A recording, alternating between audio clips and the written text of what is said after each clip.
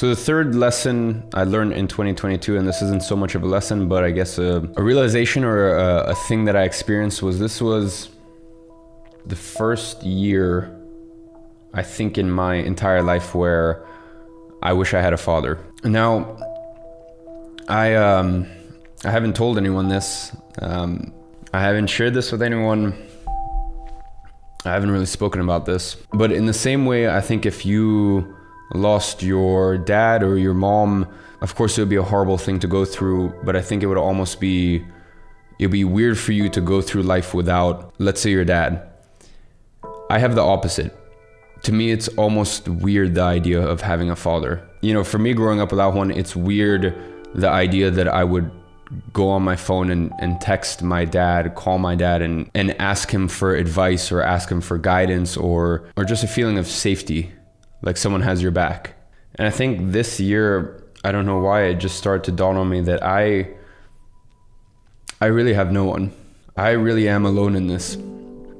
There's no one that I can call. There's no one I can turn to. And I think even if I had a dad, he probably wouldn't be able to understand the things that I have to go through on a daily basis, the pressures, the crazy things I have to deal with, the responsibility that I have on my shoulders at this age. But I think this is the first year where I wish I had someone who shared my blood, who created me, who I could call, even if he didn't know what it was like to run multiple companies, just someone to call, I think I'm just going around circles. I think I just realized this year, like, I don't have a dad. I never have. And some of you guys may know little tidbits of my story, some of you guys may not, but basically my biological father, he was alcoholic, abusive. So my mom tells me the craziest stories about that, and the reason it's funny is not because of the things she went through are horrendous. I wouldn't wish it on my worst enemy. The reason I laugh is because my mom is just so Russian the way that she tells me. I mean, it really is insane. I mean, it's just very Russian. It's very crazy. My stepdad was by far the most evil man on earth that I have ever met, bar none. And I guess I have to be grateful because that shaped the person that I am today. But ladies and gentlemen, I wish I didn't know so much about Satanism. I wish I didn't know so much about evil. I wish I didn't know the dark, cold reality of what goes on in this world. I cannot explain to you the feeling when you watch Monsters, Inc., when you're 7 years old and everyone thinks that it is a movie, that it's a child's movie, that it's just another Pixar, Disney, that it's just a friendly Pixar, Disney movie. And you're 7 years old and you realize that that movie is about Satanism. You're 7 years old and you realize that just like real evil, just like real Satanism, you think of everything that God is. And I've been very public for very, very many years that I have always believed in God. I've never been an atheist. And the reason I believe in God is because of evil. Because I understand there's dark and there's light. You think of everything that these holy texts preach, and then think of the opposite. Think about a world where you get rewarded for imparting evil onto others. Ladies and gentlemen, watch Monsters, Inc. again, and then you realize something very, very scary about a lot of these children's films, which is that it's all about Satanism. And ladies and gentlemen, that is what runs the world.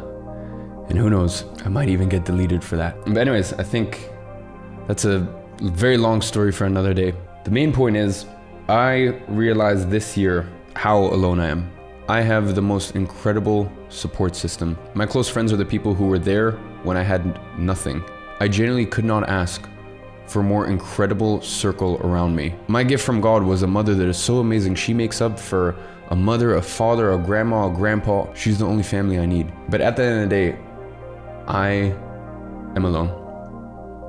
I'm alone. I have no one to turn to.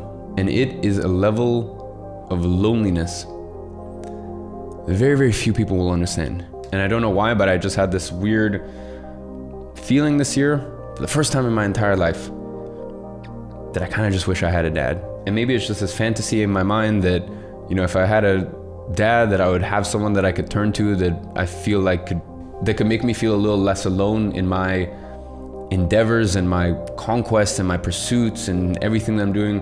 But who knows, maybe if I had a dad, he wouldn't be any of those things. So maybe it is just that. Maybe it is a fantasy. And who knows, maybe my great gift is that I have an incredible mother and me, and that's about it. I would be lying to you if I sat here and I said that it does not plague my mind.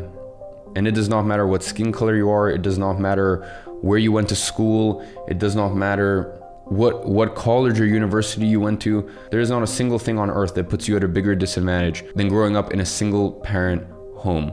And let's be honest, 90+% of the time, that means growing up in a single mother household. And I'm very proud of myself for fighting through all of that, overcoming adversity, overcoming challenges. But I'm not gonna lie, I live in a $10 million beachfront villa here in Dubai. And I sit sometimes outside on my dining table, I smoke a cigar, I look out into the ocean, and I wonder, why does he never call me?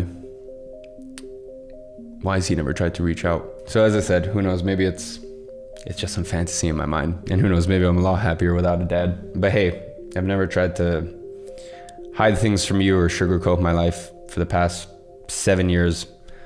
I'm not gonna start doing it now.